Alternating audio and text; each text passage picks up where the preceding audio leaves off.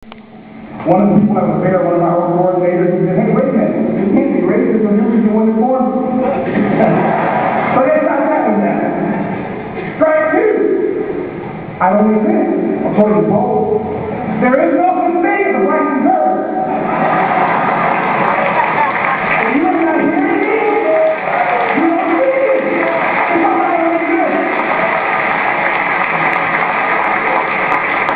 And number three, Jesse Jackson. He says you cannot be black and be against health care.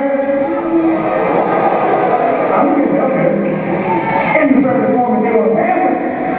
I think Americans deserve health care. We have the best health care system in the world. And we don't want Congress to do it. What can we do? You can start one person at a time. Defending the Constitution and the way of life. Because that is the heart of America. Don't mess with our Constitution. We need to continue to rally. We need to continue to show support to our troops and thank God for our troops. Because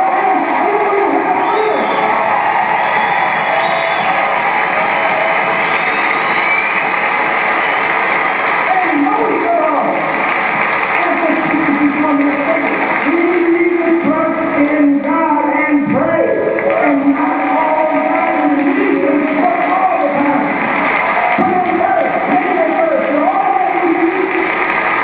Let the Bible say for Jesus, if my people, which are called by my name, shall humble themselves and pray, and seek my face, and turn from their wicked ways, then will I hear from heaven, and will forgive their sins, and will heal their land. Do we want America to be healed today? Do you want to take our country back? And let's say in one voice, no, we are. Oh, no, we are. No, we are. And let's go get them. When we leave here today, go home. They shut the switchboards down. We're going to call anyway. They shut the emails down. But hey, call anyway. And let's let our voices be heard to say in this country for our children, our children's children, and for the sake of the United States of America, the country that I love.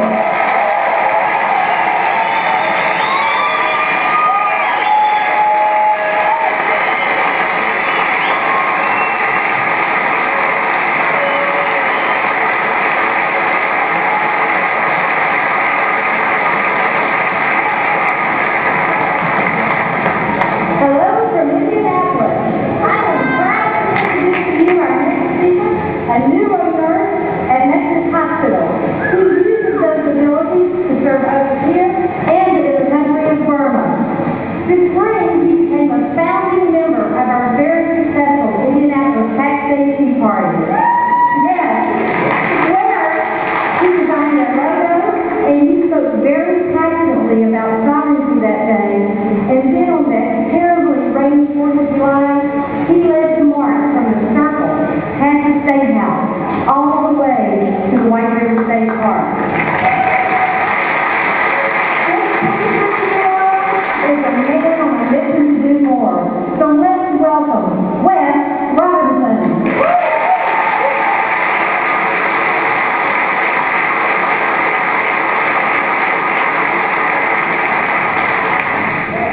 I wanted to go to school to be a politician. Not true. I wanted to go to school to be a nurse. But my father, he was a pastor of what was then a small church. My mother, she taught the Catholic. She worked in the cafeteria in our local school system. And I had two younger brothers who were both in private school. So money was a little short. One day my uncle called and invited me to come live and work with him for the summer. So I put in my 2-week notice at Chick-fil-A, and I boarded a plane for Fairbanks, Alaska.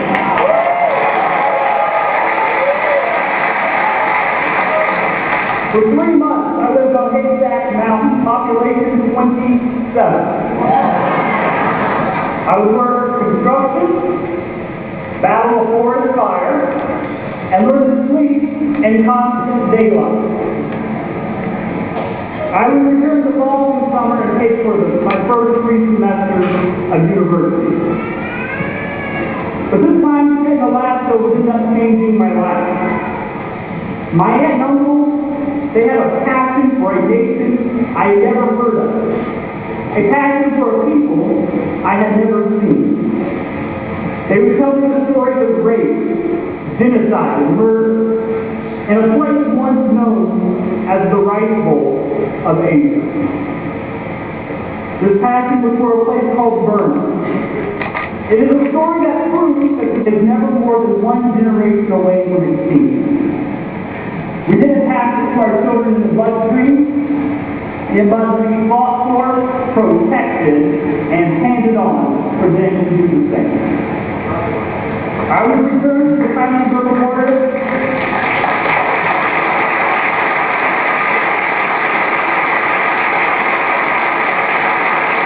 I would return to the family Burma border for another 4 months in the following year.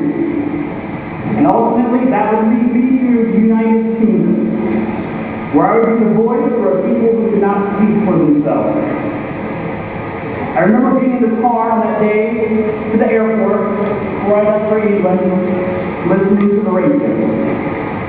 Calling in was a woman who was concerned about government spending control. Perhaps we were concerned that she was fearful about government spending control.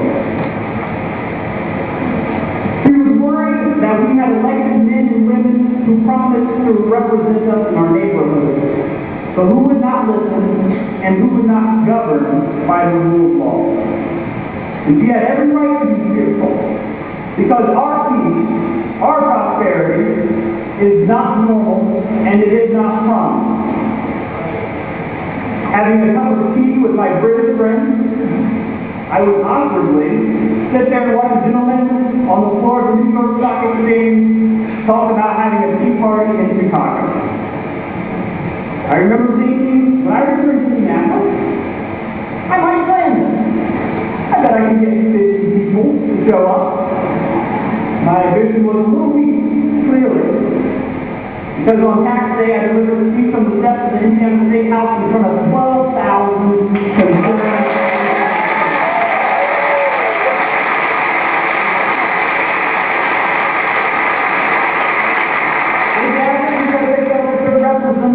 We're not listening to them. And their government will continue to expand and spend without restraint. That day I would pledge, and perhaps stupidly pledge, my time and my wallet to make sure that I would bring change in 2010.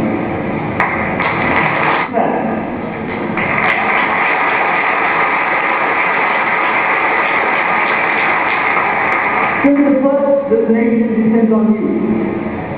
No one else will do your job. No one else. We cannot expect anyone else to do our job. We are going to be the initiative. And so it is my pleasure to speak with you today with people who are going to do something, who are going to do their job, who are going to be the initiative. Again, my name is Wes Robinson. And I'm a Republican candidate for the House of Representatives in District 97, serving the people of Indianapolis and Detroit.